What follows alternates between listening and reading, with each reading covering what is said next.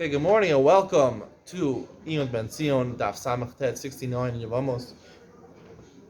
We have the opposite case to talk about today from Samachet, from 68. Here we're talking about, in Iyun Benzion, we're talking about the other case where the Kohen marries the Israelis, or the Mishnah discussed in Samachet, where out of the contract of the marriage, he raped the Israelis or seduced her. They were together outside of the contract of marriage, extracurricular, extramarital activity. What is the halacha? So we know the Mishnah says a very interesting thing on Samachet Amud Beis. It says that if she becomes muberesh, she becomes pregnant from this Kohen, she's not allowed to eat truma. But once she has a child from the Kohen, she's allowed to eat truma. Even if the Kohen were to die, it doesn't matter. He's not married to him. She can eat truma on the account of the son. But the account of the father, who she was Yevamos to, she can never eat truma until she has a son. The son allows her to eat truma, and the Mishnah says a statement that the nimsa kochel shel ben gadol mishalab. The koch of the child is greater than the father. So let's go back a second to a case where they do it legally, where a Kohen marries a Yisraelis, perfectly legit. Maybe not the best. The Gemara in Pesachim says a Kohen's supposed to marry a Kohenes, but let's say they do marry. A Kohen marries a Yisraelis, legitimate. They do a regular kedushin, suin, they get married. Now she's allowed to eat, right? Even mina erisin she's allowed to eat midoraisa. The Gemara says because of ula, takanas darabanan, they don't let her eat from the erisin. But if in the suin, she's for sure allowed to eat truma.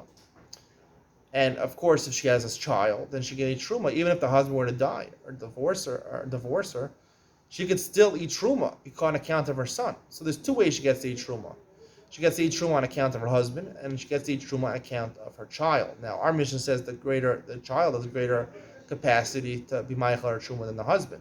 So we see a divergence, that there is a distinction between the ability to eat based on her son and the ability to eat based on her husband.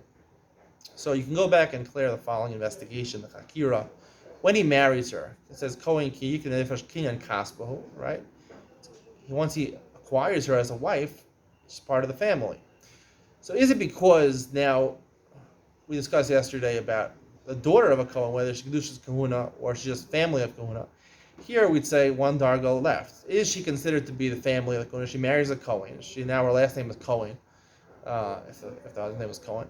So her last name is Kohen, or Katz. Kohen said that, Katz, another name for Kohanim. So basically, she's part of the family of Kohen. She changes her name. She's part of the family of the Kahuna. She gets to eat on account of the family of Kahuna. And then we'd say the same thing. She has a son, right? The son's not going to make her a Kohenes. She was a Yisraelis always, but it'll extend her family, right? The son is going to take the name of the father, usually. The name of the father is Kohen. So she'll retain her name of Kohen, even though her husband died, she'll probably retain her last name of Kohen. Again, retaining your name has nothing to do with what I'm talking about, but it just gives you a mashal, a way of understanding it better. She's part of still the family of Kahuna. She has a child. She's still part of that family. Or do we say, like this Mishnah says, that the ben has more koach than the father?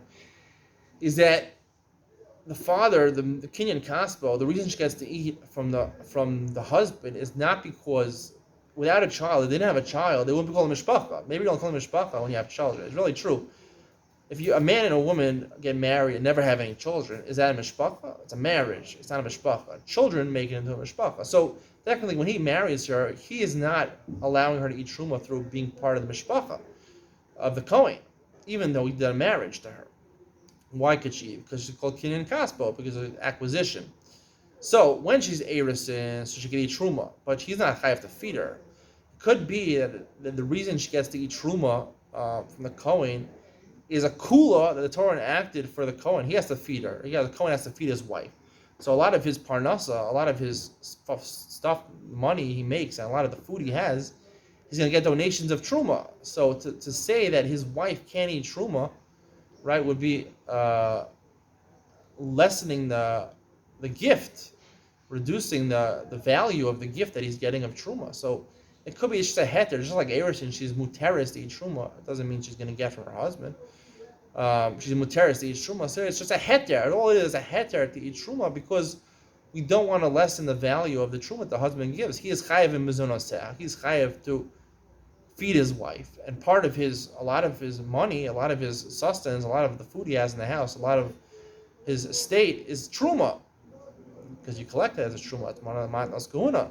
So therefore, it was a kula that they allowed her to eat truma, and because he's mechayev to give her mazonos.